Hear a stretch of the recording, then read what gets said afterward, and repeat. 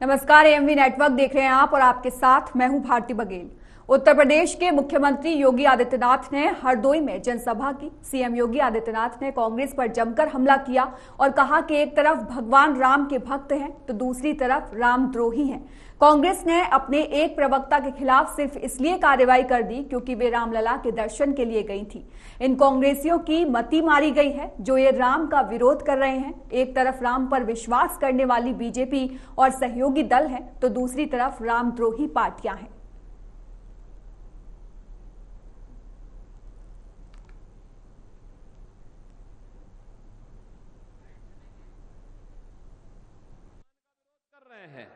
देश के अंदर एक तरफ भगवान श्री विष्णु के ही अवतार मर्यादा पुरुषोत्तम भगवान श्री राम के भक्त हैं और दूसरी तरफ रामद्रोही हैं।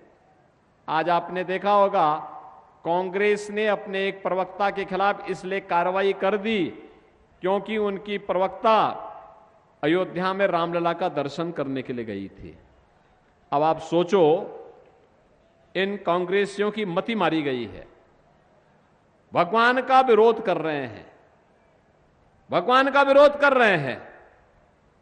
और यही तो मैं कहने के लिए आया हूं, एक तरफ राम की सत्ता पर, ईश्वरीय सत्ता पर विश्वास करने वाली भारतीय जनता पार्टी और सहयोगी दल है और दूसरी तरफ राम का द्रोह करने वाले, राम के द्रोह करने वाले की दुर्गति हमेशा तय है। और बहनों और भाइयों, लोकसभा का चुनाव 2024 इस बात का साक्षी एक बार फिर से बनने जा रहा है। देश के तो हरदोई से सीएम योगी का बयान यह आपने सुना था जहां पर उन्होंने सीधे सीधे कांग्रेस पर निशाना साधा और कहा कि कांग्रेस राम विरोधी है, इसलिए उन्होंने अपने एक नेता को सिर्फ राम का समर्थन करने पर, राम की बात करने पर इस तरीके से उनकी दुर्गति की। आपको बता दें कि सीएम योगी ने कहा कि कांग्रेस की मति मारी गई है और आगामी लोकसभा चुनावों में इसका असर पूरी तरह से देखने को मिलेगा। सीएम योगी ने हरदोई में जमकर कांग्रेस पर निशाना साधा, आगामी चुनावों को लेकर भी रणनीति जो है वो जनता को बताने का प्रयास किया और साथ ही साथ ये भी बताने का प्रयास किया कि किस तरीके से कांग्रेस जो है वो राम विरोधी है और समय समय पर उसकी ये तस्वीरें सामने आती रहती हैं। तो बीजेपी को ये एक अच्छा मौका मिला है आगामी लोकसभा चुनावों को देखते हुए, क्योंकि उत्तर प्रदेश की राजनीति को देखें तो राम मंदिर एक बड़ा मुद्दा है और इसी को साधने का पूरा प्रयास सीएम योगी के द्वारा हरदोई से किया गया था।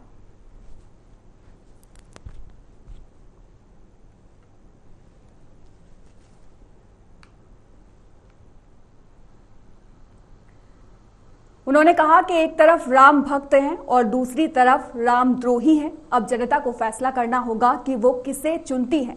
साथ ही साथ सीधे तौर पर उन्होंने कांग्रेस पर निशाना साधा और कहा कि कांग्रेस की मति मारी गई है।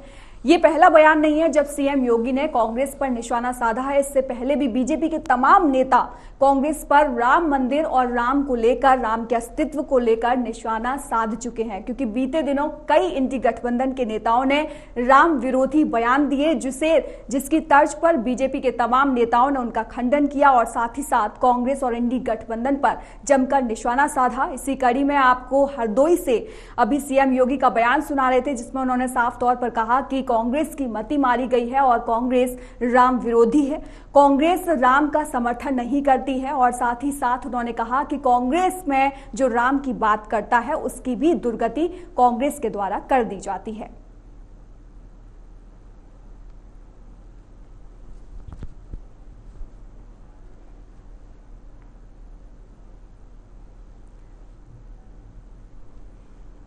तो 7 मई को तीसरे फेज के चुनाव होने हैं। 10 सीटों पर यूपी में ये चुनाव होने हैं और आपको बता दें कि 10 सीटों पर वोटिंग होनी है, जिसको लेकर तमाम पार्टियां जो है वो अपनी अपनी तैयारियों में जुट गई हैं और इसी कड़ी में हर एक नेता जो है वो अपनी अपनी रणनीति को साधने का पूरा प्रयास कर रहा है। उसी को देखते हुए उत्तर प्रदेश में क्या कुछ मुद्दे जोर पकड़ रहे हैं, क्या कुछ मुद्दे जोर देते हैं, उन्हीं को साधने का प्रयास यहाँ पर सीएम योगी के द्वारा किया गया, क्योंकि सीएम योगी एक मंझे हुए नेता माने जाते हैं और साथ ही साथ उन्हें राजनीति का बहुत तजुर्बा है।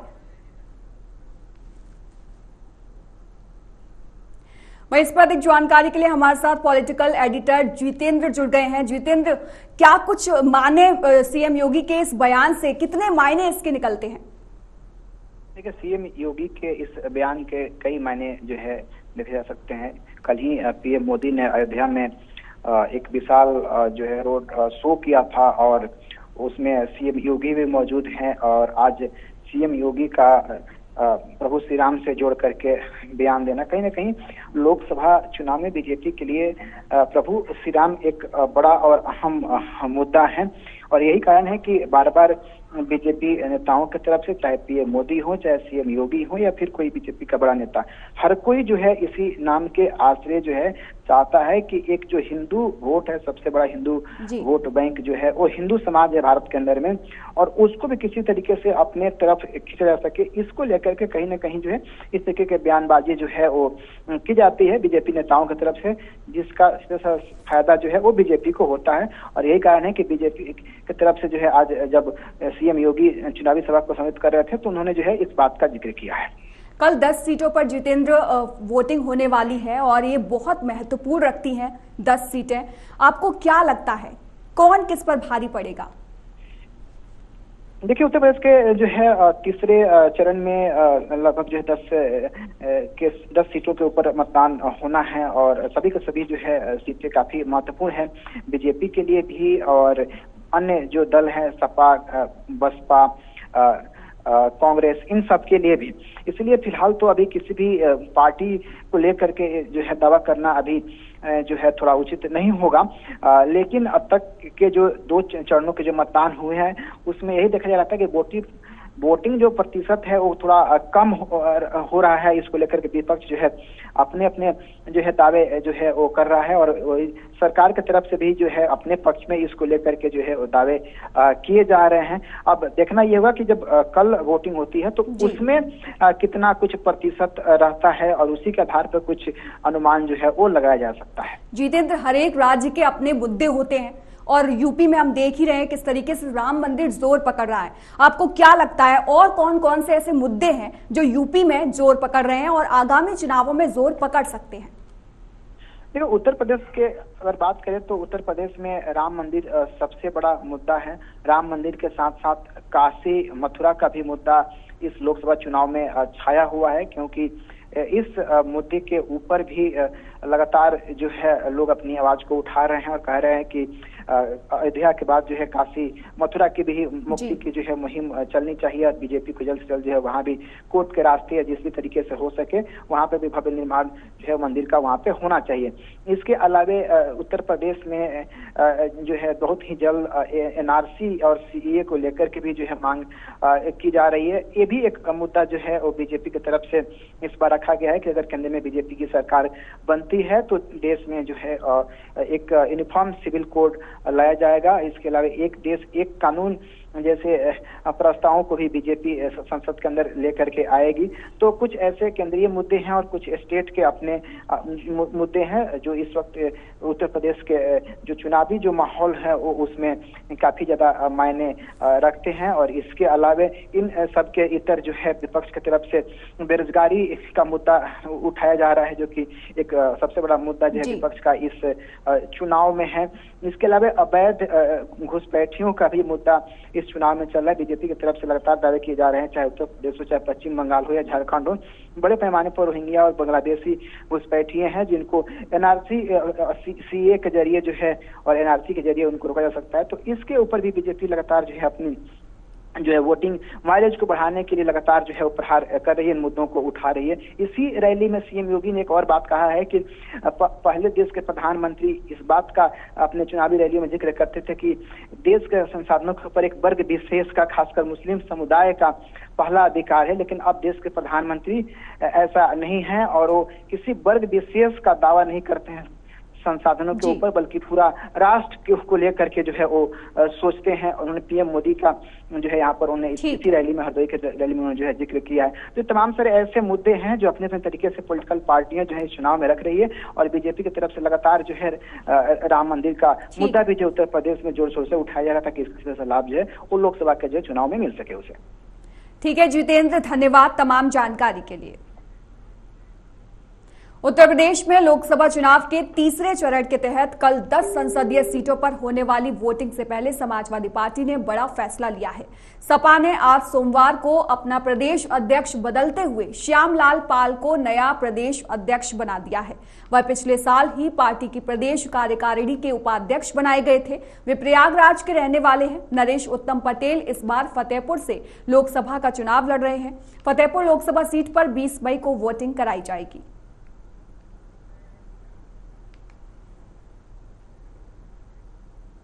इस पर अधिक जानकारी के लिए हमारे साथ संवाददाता सिद्धार्थ प्रताप सिंह जुड़ गए हैं। सिद्धार्थ, क्या लगता है आपको एन मौके पर श्यामपाल को जो बदला गया है, श्यामलाल को पाल को, तो ये जो पाल वोटिंग जो खेली है, गैर यादव को हटाकर जो पाल को मौका दिया है, वो कितना प्रभावशाली यहाँ पर होने वाला है? देखिए, बिल्कुल लोकसभा चुनाव के तीसरे चरण की वोटिंग से पहले अखिलेश यादव ने श्यामलाल पाल को उत्तर प्रदेश अध्यक्ष पद की कमान दे दी। सपा प्रमुख ने बहुत सोची समझी रणनीति के तहत ये जिम्मेदारी दी है। सूबे में पाल समाज जो अति पिछड़ी जातियों में आता है, जिसे गड़ेरिया समाज और बघेल जातियों के नाम से जाना जाता है, तो कहीं ना कहीं ये महत्वपूर्ण एक कोशिश है कि गैर जो पाल समाज है ये काफी बैकवर्ड आते हैं और कहीं ना कहीं देखा जाए उत्तर प्रदेश की कुछ सीटों पर इनका काफी प्रभाव, खास कर कन्नौज सीट पर भी इनका खासा प्रभाव है। कन्नौज सीट पर अखिलेश यादव चुनाव लड़ रहे हैं बीजेपी के, तो समाजवादी पार्टी ने ये कोशिश की है कि कहीं ना कहीं पाल समुदाय के बीच अपनी जगह बनाने की कोशिश की है।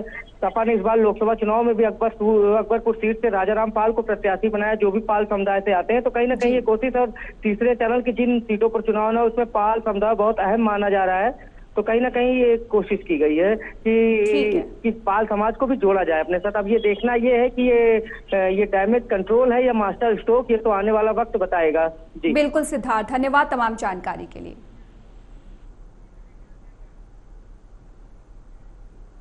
यूपी एसटीएफ ने खाड़ी देशों में प्रतिबंधित मीट की सप्लाई करने वाले गिरोह के सदस्य को गिरफ्तार कर लिया है। पकड़े गए अभियुक्त का नाम जुबैर कुरैशी है।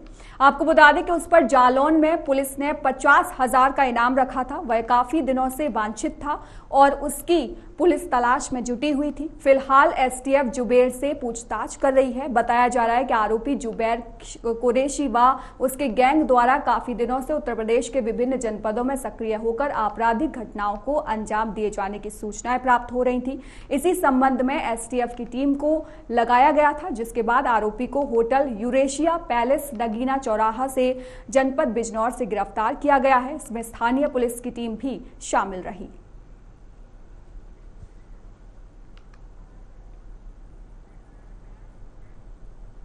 आईसीएसई की 10वीं और आईएससी की 12वीं की परीक्षा का रिजल्ट जारी हो गया है। इस बार मेरिट लिस्ट जारी नहीं होगी। ऐसे में अब तक की प्राप्त सूचनाओं के आधार पर हाई स्कूल में सिटी मॉन्टेसरी स्कूल के चंद्रांश राय को 99.80 नंबर मिले हैं और आपको बता दें कि उन्होंने टॉप किया है।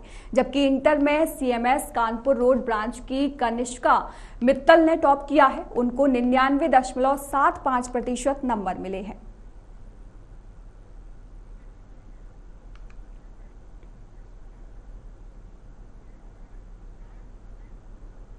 यूपी के अमेठी में 5वें चरण में मतदान होना है, जिसके लिए चुनाव प्रचार जारी है। आपको बता दें कि आज उप मुख्यमंत्री ब्रजेश पाठक ने बीजेपी प्रत्याशी स्मृति ईरानी के पक्ष में 2 चुनावी जनसभा की।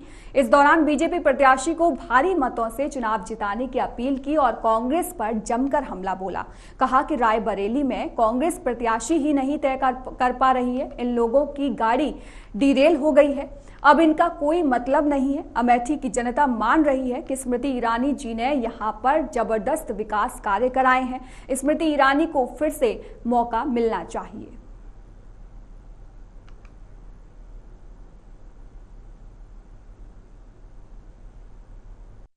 अमेठी संसदीय क्षेत्र में भारतीय जनता पार्टी की लोकप्रिय प्रत्याशी आदरणीय स्मृति दीदी प्रचंड बहुमत के साथ माननीय मोदी जी की गरीब कल्याण योजनाओं ने जन का भरोसा जीता है। दीदी लगातार यहाँ काम करती रही है, लोगों को भरोसा दीदी के प्रति लगातार बढ़ रहा है।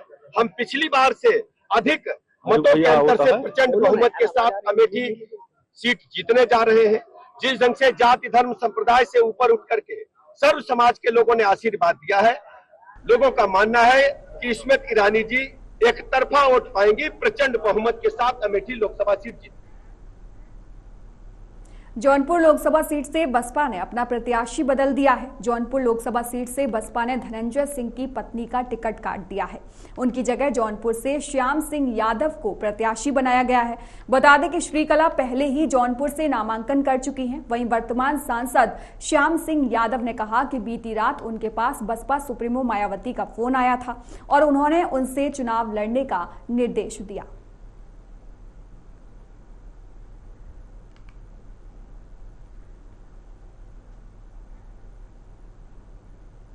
बदायूं में बीजेपी के एक प्रतिनिधि मंडल ने प्रेक्षक से शिकायत की है। समाजवादी पार्टी के बाहर से आए गुंडे चुनाव को बाधित करने की कोशिश कर रहे हैं और मतदाताओं को धमकाने का काम कर रहे हैं। मैनपुरी में रोड शो के दौरान जूते चप्पल पहनकर महाराणा प्रताप की मूर्ति पर चढ़कर उनका अपमान किया है।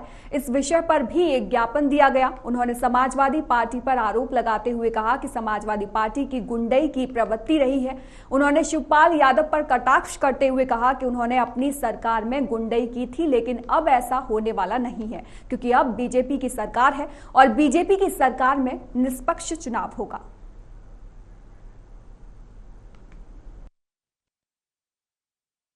समाजवादी पार्टी का पुराना रिकॉर्ड रहा है, बूथ कैप्चरिंग करना, गुंडागर्दी करना, ये सब रिकॉर्ड रहा है।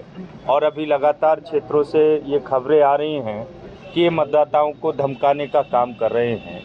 उसका एक वीडियो भी यहाँ वायरल हुआ जिसमें श्री शिवपाल यादव जी जो समाजवादी पार्टी के नेता हैं, उन्होंने ये कहा था कि जो मतदाता वोट नहीं देंगे उनको हम देख लेंगे। दूसरा, अभी लगातार क्षेत्र से ये कंप्लेंट आ रही है कि जगह जगह बाहर से बुलाकर समाजवादी गुंडे वो बुलाकर उन्होंने गांव-गांव भेज रहे हैं और वो मतदाताओं को धमकाने का काम कर रहे हैं। तीसरी विषय इसी में ये है कि कल उन्होंने सार्वजनिक रूप से प्रेस मीडिया के सामने भी प्रशासन को गुमराह करने का काम किया है और ये थ्रेट भी है एक तरह का कि हम जो है थानों का घेराव करेंगे। हम जो है इस पर बुलाकर ये कहेंगे कि माने हमको अगर गुंडागर्दी नहीं करनी दी गई तो इसलिए हम थानों का घेराव, ये प्रेशर माउंट करने का काम कर रहे हैं और ये बदायूं जिले के मतदाताओं को थ्रेट करने का एक मनोवैज्ञानिक दबाव बनाने का काम ये कर रहे हैं। देखिए, एक समाजवादी पार्टी के असामाजिक तत्वों द्वारा जो घिनौना कृत्य किया गया है, महाराणा प्रताप पूरे राष्ट्र के नायक हैं और सर्व समाज के सर्वमान्य वो हैं, हमारे देश की धरोहर हैं और उनकी प्रतिमा के साथ इस तरीके का घिनौना कृत्य किया है। मैं समझता हूँ इस देश की सभी वर्ग की जनता इसका उनको मुंहतोड़ जवाब देगी और खासकर जो मैनपुरी से यहाँ बदायूं में आए हैं, इनको यहाँ की जनता सबक सिखाकर मैनपुरी वापस भेजने का काम करेगी।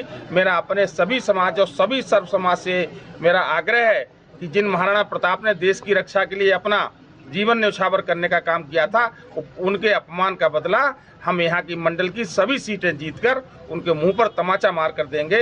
ये तय कर लिया है यहाँ की जनता ने कि इस बार यहाँ बदायूं से उनका सुपड़ा साफ होना निश्चित हो गया है और उन्होंने अंतिम अपनी कील ठोकने का काम महाराणा प्रताप का अपमान करने का कृत्य किया है। ये उनकी अंतिम कील होगी। अमेठी लोकसभा सीट से कांग्रेस प्रत्याशी किशोर लाल शर्मा के समर्थकों पर हमला हुआ है। कांग्रेस कार्यालय के बाहर गाड़ियां फोड़ी गई हैं। कांग्रेस कार्यकर्ताओं ने बीजेपी कार्यकर्ताओं पर गाड़ियां तोड़ने का आरोप लगाया है। घटना के समय किशोरीलाल शर्मा अमेठी कांग्रेस कार्यालय में कार्यकर्ताओं के साथ बैठक कर रहे थे। मारपीट में कांग्रेसियों की 6 से अधिक गाड़ियां क्षतिग्रस्त हुई हैं और जबकि 4 कांग्रेस कार्यकर्ता बुरी तरह घायल भी हुए हैं। घायलों को इलाज के लिए अस्पताल में भर्ती कराया गया है। कांग्रेस कार्यकर्ताओं ने कहा कि हमारे प्रत्याशी किशोरीलाल शर्मा पर भी जानलेवा हमला हो सकता था। तोड़फोड़ के बाद मौके से बीजेपी कार्यकर्ता फरार हो गए। कांग्रेस कार्यकर्ताओं ने कहा किशोरीलाल शर्मा की लोकप्रियता और उनकी सुनिश्चित जीत से बीजेपी प्रत्याशी स्मृति ईरानी घबरा गई हैं। स्मृति ईरानी अपने होने वाली हार में बौखलाहट हो गई है उनको, और साथ ही उन्होंने कहा कि कांग्रेस कार्यकर्ताओं पर इसलिए वो हमला करवा रही हैं।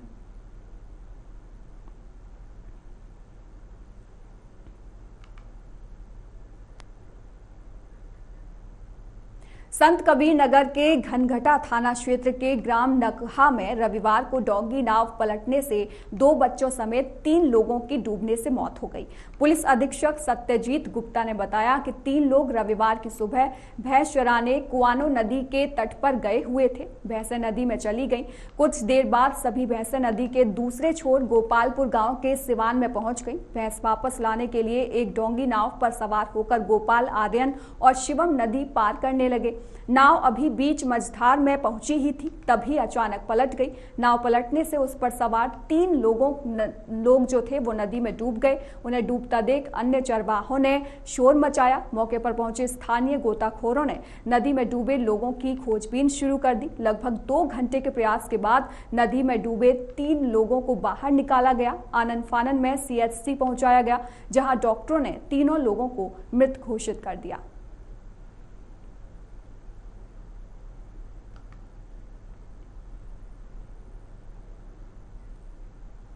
देवरिया के रामपुर कारखान थाना क्षेत्र के एक मोहल्ले में 20 साल की लड़की को कुछ महिलाओं ने छल से उसकी कीमत लगाकर तांत्रिक मौलाना से सौदा कर लिया और युवती को कोल्ड ड्रिंक में नशीला पदार्थ पिलाकर उसके साथ गलत काम भी किया गया।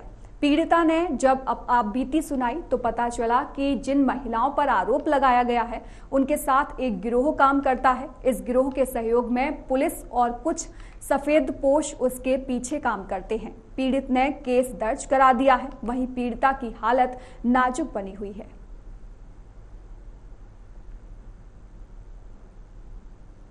मतलब गांव की बुआ लगती है। मेरे साथ कभी ऐसी घटना नहीं की थी जो पहली बार हमारे साथ हुआ है। क्या हुआ? तो वो दोपहर में आए करीब संडे को दिन है और यहाँ से हमको ले गए एक रीता जो है उनका घर। जैसे डायरेक्ट नहीं ले गई, जैसे वो बोल रही थी कि हमको दवा के जाना है। उनका पैर सूजा था कि मेरे साथ चलो, तो हमने उनके साथ गए और जाने के बाद वहाँ एक रीता के घर गए। वो लोग शंभू पैसा निकालती हैं लोग। हमको लगा कि ये लोग आपस में बात कर रहे हैं लोग। जाने के बाद दरवाजा बंद कर दिए सब अंदर से और ये लोग बातें करने लगे। हम भी वहाँ बातें करें और एक तब वो को हमको वीडियो दिखाए जो मौलवी था कि किसी लड़की को सुलाकर एक कपड़ा ऊपर से ढक कर ऐसे वैसे करके पैसा मतलब कह रहा है कि मिल रहा है।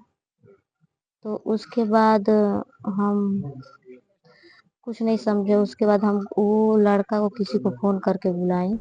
सावन की थे, उनका हल्का हल्का बाहर था। हमको संत कबीर नगर के कोतवाली क्षेत्र के चुरैब के पास सोमवार को जमीनी विवाद को लेकर कुछ लोगों ने एक युवक को मारा पीटा। उसके बाद मनबड़ों ने उसे गोली मार दी।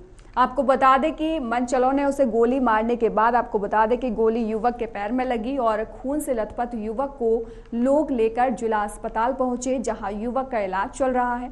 भाटपाड़ के कलामुद्दीन का आरोप है कि उनका बेटा इरशाद 40 साल चुरेब में जमीन खरीदा था और सोमवार को जमीन पर काम करा रहा था। उसी दौरान कुछ लोग आए और जमीन पर काम करने से मना कर दिया। इसके बाद बेटे को मारने पीटने लगे, फिर गोली मार दी और गोली पैर में लगी है। पुलिस मामले में जांच पड़ताल में जुट गई है।